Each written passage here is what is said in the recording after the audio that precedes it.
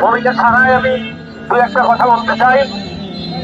আপনারা জানেন ইসরায়েলের ওই নরপশু,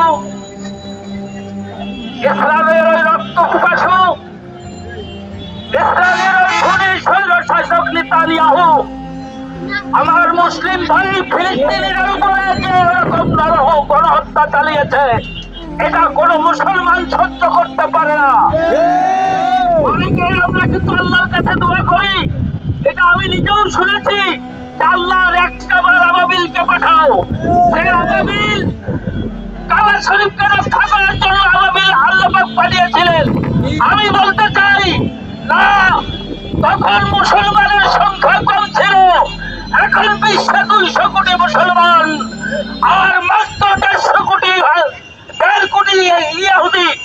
এই 200 কোটি মুসলমান যদি জাগ্রত হয়, তাহলে ওই ইসরায়েলকে ধ্বংস করা কোনো ব্যাপার না।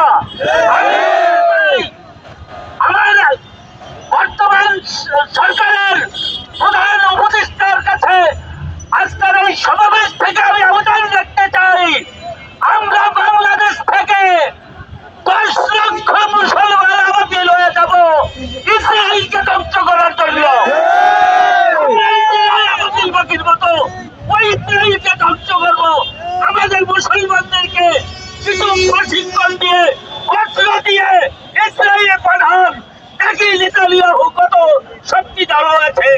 এই বলে আমি বলি, ফিলিস্তিন জিন্দাবাদ, বিশ্ব মুসলিম জিন্দাবাদ, ইসরায়েল জিন্দাবাদ।